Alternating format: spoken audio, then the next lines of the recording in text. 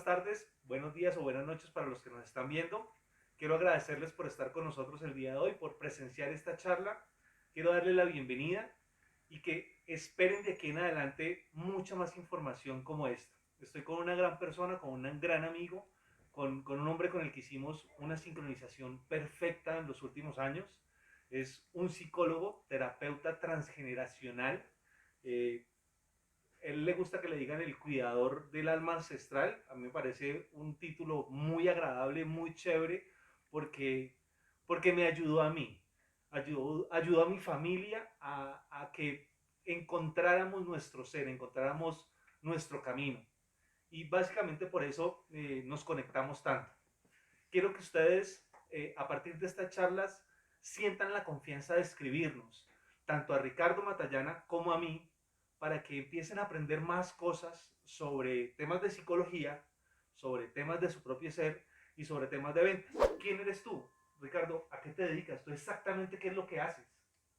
Bueno, a ver, yo soy psicólogo y mi ejercicio profesional básicamente eh, está orientado por la psicogenealogía. Yo soy terapeuta psicogenealógico. ¿Qué estudia la psicogenealogía o de dónde parte la psicogenealogía? La psicogenealogía fundamentalmente parte de una premisa que es esencial. No podemos entender a un ser humano, no podemos entender el ser de un ser humano, no podemos entender en el caso de un terapeuta el dolor humano y lo que causa el dolor humano, ¿sí? Los conflictos del ser humano, sin comprender a ese ser humano en su entorno y contexto genealógico y familiar. Es decir, cada uno de nosotros cargamos en nosotros la historia de nuestra familia, la historia de nuestros ancestros y lo más bonito, y ahí conectamos con el tema de los arquetipos, la historia de la especie. Entonces pretender comprender a un ser humano haciendo abstracción de todas esas herencias, además del contexto social y cultural, pues definitivamente es una ficción. Entonces nosotros desde la psicogenealogía, nosotros lo que hacemos es el análisis del árbol genealógico de la persona desde una perspectiva donde miramos evidentemente, por ejemplo, la dimensión arquetipal de la persona, porque a veces los arquetipos, aunque manifiestan nuestra esencia, lo que nosotros somos en realidad, pues por condiciones del entorno, por condiciones de lo social, por condiciones de la herencia de esa historia que nos legan los ancestros, pues los arquetipos no se manifiestan. Y entonces ahí vienen los problemas del ser humano. A partir de acá, lo que queremos hacer es una pequeña entrevista y charlar de un tema que a mí me parece delicioso, me parece sabroso porque lo hemos hablado con él, y es el tema de los arquetipos culturales. ¿Sí? Entonces, Ricardo, sin más preámbulos, por favor, cuéntanos qué es un arquetipo. A ver, un arquetipo, para explicar el concepto de arquetipo en un corto tiempo. A ver, todo lo vivo emerge de una semilla. Todo, incluso el ser humano. El cigoto, cuando el espermatozoide y el óvulo se unen, se forma el cigoto, que es una semilla. Una planta surge de una semilla, un gato surge de una semilla, y todo lo vivo surge de una semilla. En esa semilla, en ese pequeño punto, y ahí está el milagro de la vida, de ese pequeño punto, en ese pequeño punto está contenida toda la potencialidad de ese ser que algún día será. Ahí en ese pequeño punto. Lo mismo pasaría, por ejemplo, en el caso del gato. En esa semilla estarían contenidas todas las posibilidades que se necesitan para ser gato. En el caso de los seres humanos pasa exactamente lo mismo. Cuando está el cigoto allá, óvulo y espermatozoide se han unido y está el cigoto, en ese cigoto están las posibilidades, todas las posibilidades de ser un ser humano o que tiene esa semilla para ser humano. Es decir, de ahí podrá salir un gran científico, un gran deportista, un tipo exitoso en los negocios, un gran amante. Todas las posibilidades están contenidas ahí. Pero al igual que la rosa, al igual que el gato, va a depender de una serie de factores qué posibilidades se desarrollan y qué posibilidades no se desarrollan. Esas posibilidades que están ahí y que compartimos todos los seres humanos, independiente de dónde vivamos, del planeta Tierra, a la raza que pertenezcamos, la clase social en que habitemos, todas esas potencialidades, a esas potencialidades le llamamos arquetipos. Ok, Eso es un arquetipo. O sea que el arquetipo es básicamente lo que vamos a hacer a raíz de esa pequeña célula, de aquí en adelante.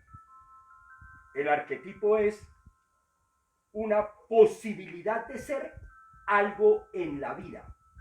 A ver, yo siento la necesidad de ser médico. Es mi vocación. En las vocaciones se ve muy claro el tema de los arquetipos. Ok, esa palabra me gustó más, el tema de la vocación. La vocación. Ahí ya creo que lo entendimos mejor todos, ¿cierto?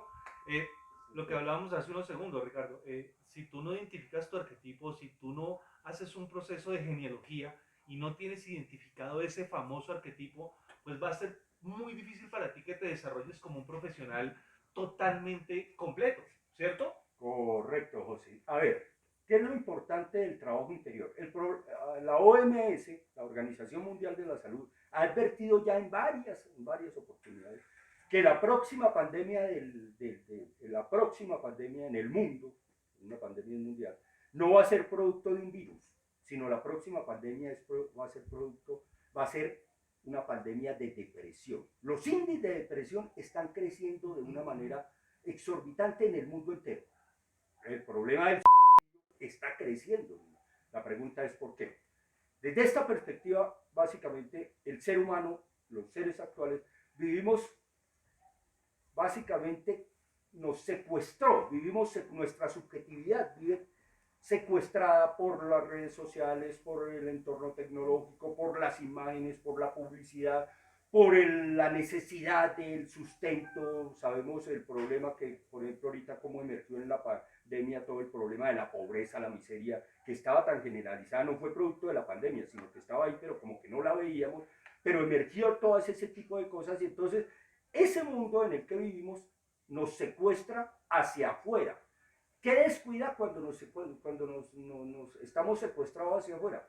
Pues básicamente que dejamos de mirar adentro. Y resulta que adentro nuestro hay todo un mundo que nos determina, que determina qué somos. Y nosotros por estar mirando afuera, las personas de actualmente, por estar mirando afuera nos olvidamos del adentro, de lo que yo llamo el alma profunda, el alma ancestral.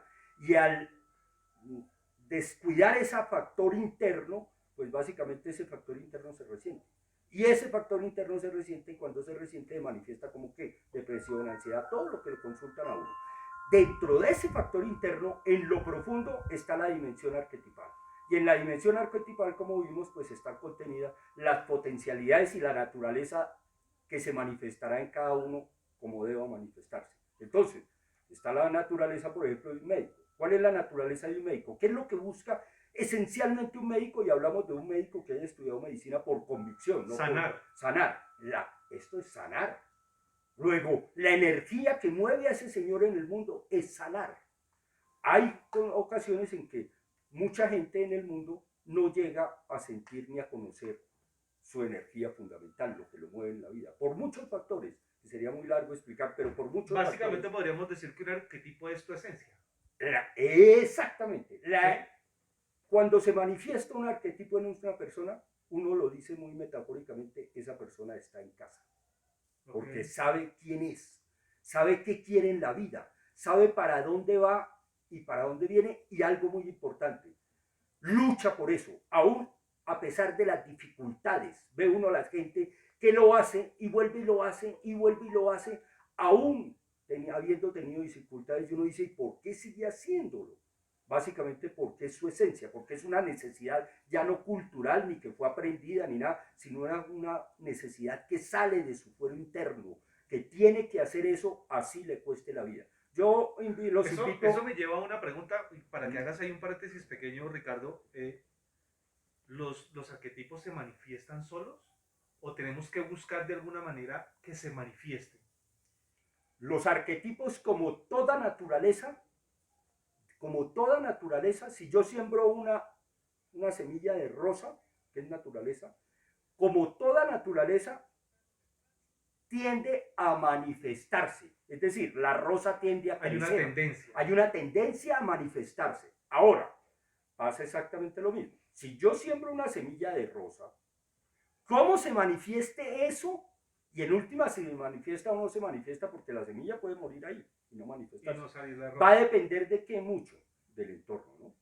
del entorno en que aparezca. Y en el caso del ser humano hay un entorno social, cultural, económico, político, ideológico. Volvamos a la metáfora de la rosa. Ajá. Si tú siembras la rosa fuera en el jardín Sí. tuyo, pero alrededor de ella hay un montón de maleza, Por ejemplo, de matas raras, sí, de cosas que no sí, la dejan salir y germinar, sí. no tiene suficiente sol, no tiene Ajá. suficiente agua Correcto. o demasiada agua, pues no, No va a se va a salir. manifestar. En el caso de los seres humanos, a esa maleza la podemos llamar complejos.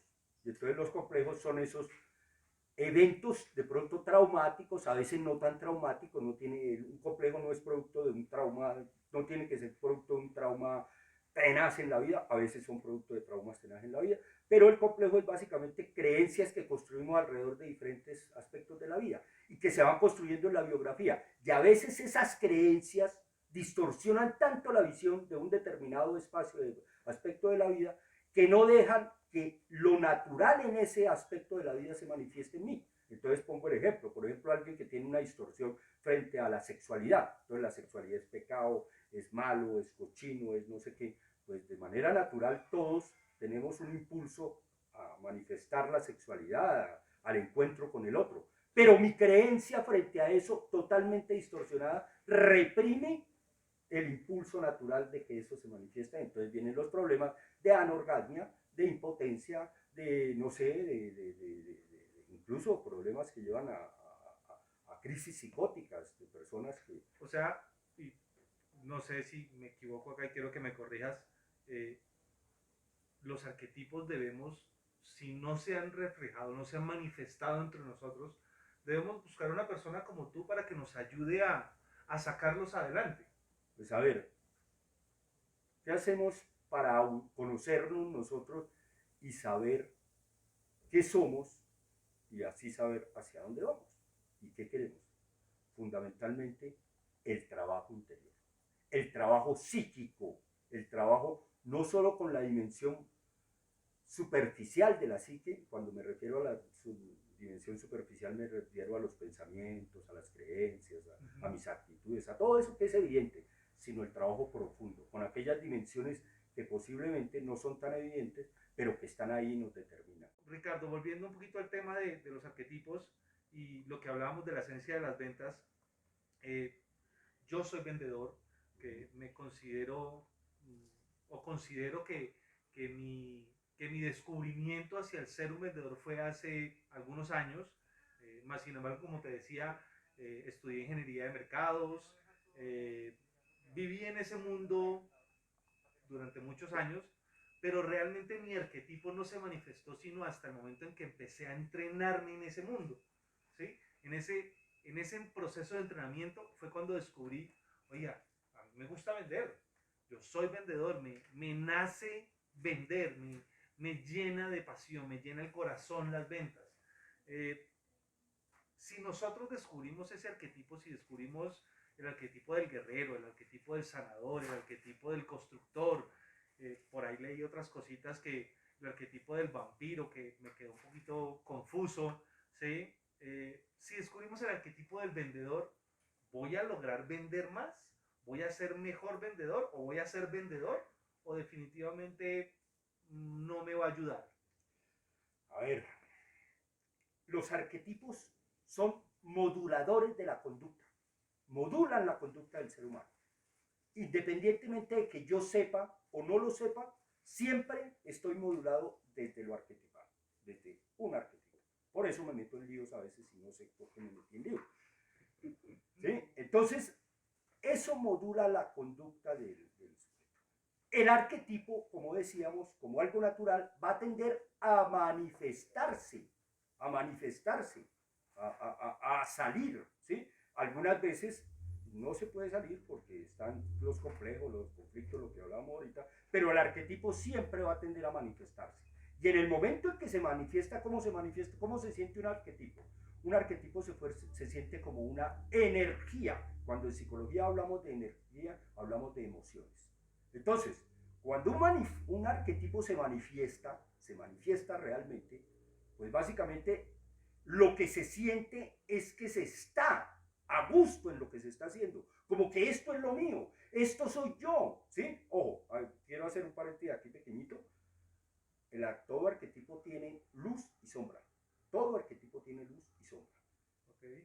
Si el arquetipo no se deja manifestar de manera natural, buscará manifestarse y se puede manifestar en sombra. O sea, se puede pervertir.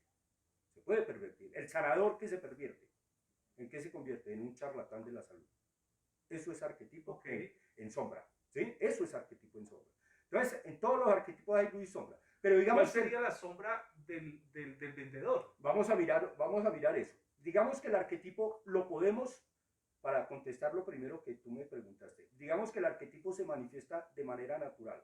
Y entonces yo me enfrento a una situación, yo no sabía que era vendedor y se me costela esa vaina. Qué bonito esto, es que esto es lo mío, esto era lo que yo estaba buscando, ta, ta, ta. Y entonces, claro, cuando yo me manifiesto ahí, no es que yo ahí me hice vendedor, no, ni porque yo tomé ese curso me hice vendedor, no, yo era vendedor desde mucho antes, solo que no lo sabía. Lo Eso traías en tu estaba ahí, esencia. ahí, exacto, estaba en mi esencia, yo tenía. ¿Cuál es la esencia energética del vendedor? La persuasión. No es la venta, es la persuasión. El vendedor es un apasionado por persuadir a Persuadir. otros, persuadir a otros. Su esencia y lo que lo motiva en la vida no es la venta. Ojo, tenemos que tener claro, eso suena paradójico, no es la venta, es persuadir. Por eso el vendedor vuelve y lo hace y vuelve y lo hace así, lo rechacen. La diferencia porque pueden haber personas que vendan, es decir, no el que yo venda cosas en la vida, porque todos llevamos un vendedor adentro y alguna vez, en algún momento sale, pero no porque yo venda cosas en la vida y puedo ser exitoso vendiendo, soy vendedor. Vendedor es aquel que tiene la energía y que lo motiva no es la venta, sino el persuadir del otro. Ahora, desde el punto de vista de la conciencia, sí. ¿Usted por qué vende? Porque eso es porque yo vivo de eso, si no vendo, no llevo comida a la casa y tal.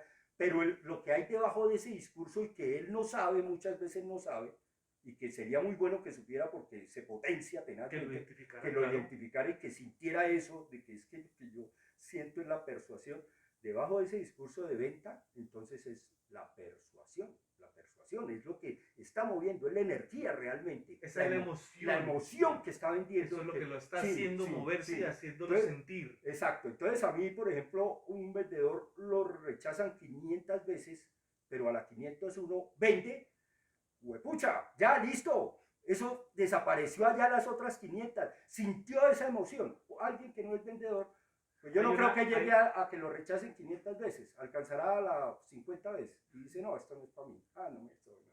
un paréntesis chiquitico. Hay una frase que lo leí en un artículo que por casualidad de la vida me lo regaló aquí Ricardo y salió una frase sobre ese tema. Los felices perdedores. Los vendedores somos felices perdedores.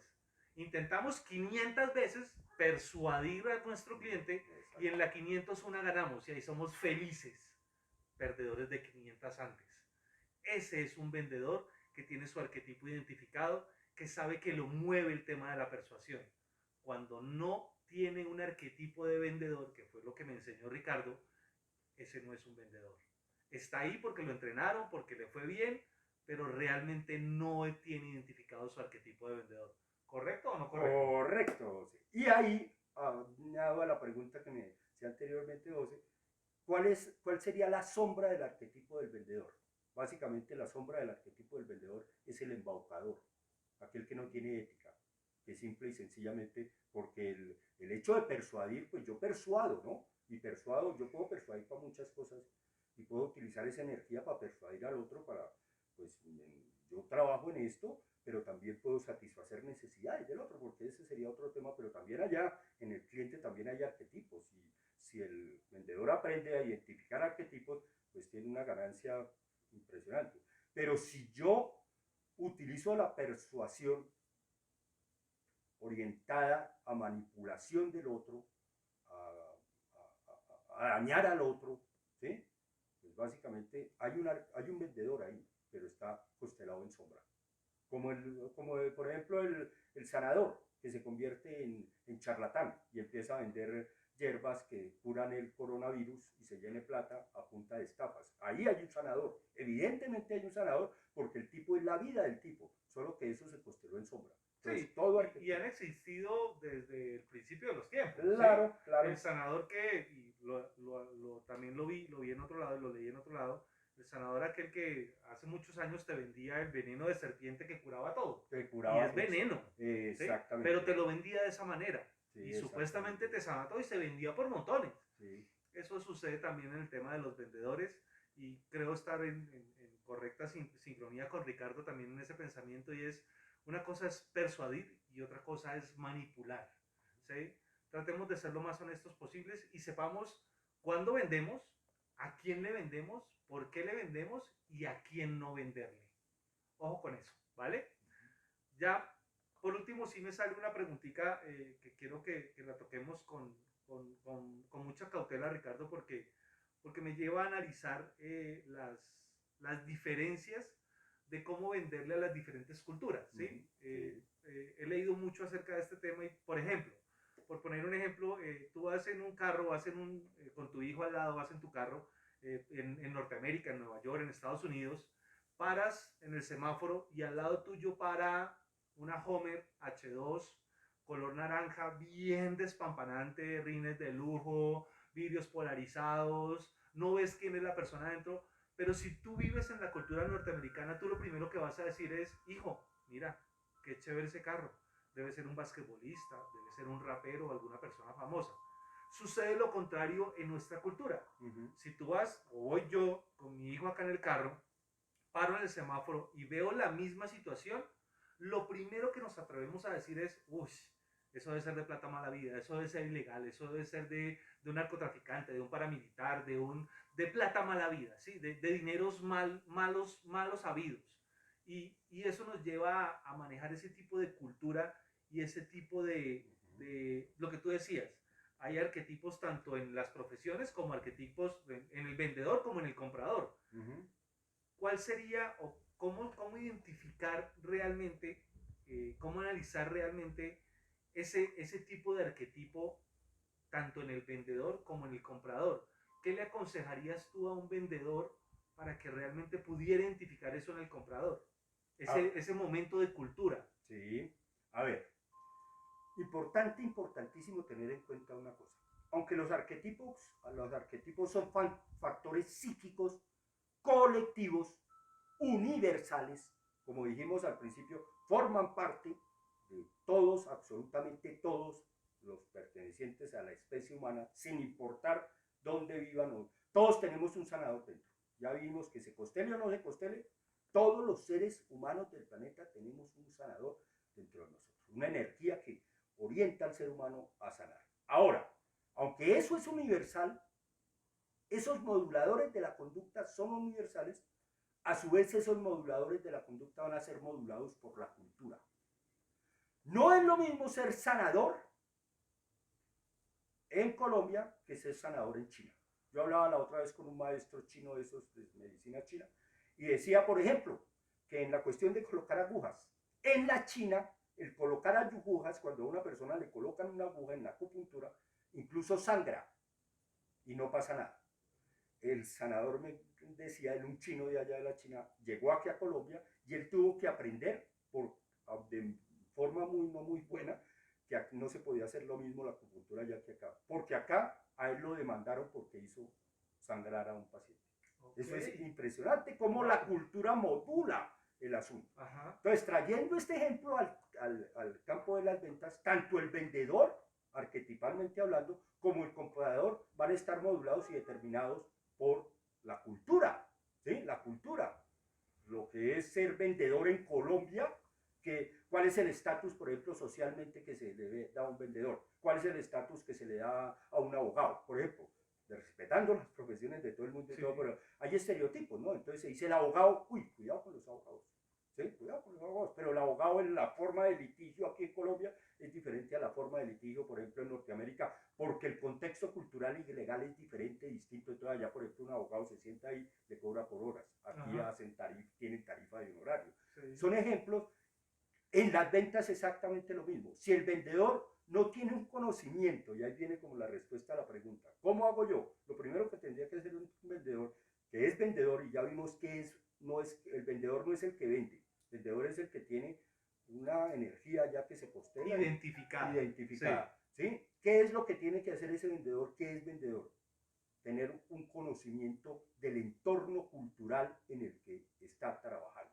Y eso implica ¿qué? Conocer la idiosincrasia de las personas con las que se está metiendo. Si es un vendedor en la costa, sabrá, yo lo digo por experiencia, no es lo mismo, no es lo mismo.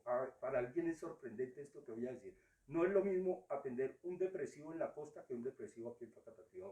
No es lo mismo. O sea, yo tengo que, o Tiene sea, lógica, además. sí, tengo Sí. que actuar de manera diferente. Si yo tengo un manual y un estereotipo de que yo como psicólogo entonces hago esto primero, esto segundo, esto tercero, no voy a entender a muchas personas, porque vuelvo y digo, no es lo mismo una depresión o una ansiedad en la costa que acá. Lo mismo, no es lo mismo un cliente, véndale lo que yo le vaya a vender aquí, que por ejemplo en China. Tendría que tener yo los códigos culturales y esa es en definitiva como el secreto de la cosa. Si usted vende donde venda, aprenda los códigos culturales de ese lugar y usted tendrá una herramienta fundamental para conocer cómo persuadir en ese contexto cultural específicamente. Súper, qué buenísima respuesta porque eso me lleva a una conclusión básica y sencilla. ¿Sí? Eh, necesariamente, y es importante, que para que nosotros vendamos o seamos mejores vendedores, primero debemos identificar cuál es nuestro arquetipo. ¿Sí? En cualquier profesión, porque todos necesitamos vender, todos estamos vendiendo siempre. ¿Sí? No necesariamente ser un vendedor para identificar tu arquetipo de vendedor. No, identifica tu arquetipo de abogado, de médico, de sanador, de constructor, de atleta, de héroe. Identifícalo para que realmente en tu profesión seas honesto y logres vender o venderte de la mejor manera. ¿Sí o no? Correcto, es correcto. Señores, sin duda alguna, creo que ha sido bastante productivo. Estos son charlas que queremos empezar a ofrecerles de ahora en adelante. Primera de muchas, espero yo, para que Ricardo acá nos acompañe y nos dé más capsulitas de ese cerebro enorme que tiene este hombre. ¿Sí? Y no duden en contactarnos, no duden en entrar a nuestras redes sociales, no duden en revisar todos nuestros perfiles, en contactarnos, en escribirnos, en hacernos preguntas, porque para eso estamos. ¿Sí? Por ahí dicen que para qué estudiamos, bueno, para esto, para ustedes, para estar pendientes de ustedes. Ricardo, muchísimas gracias. Bueno, José, muchas gracias por la invitación y muy, muy complacido de estar acá. Espero que nos volvamos a ver. Gracias. Bye.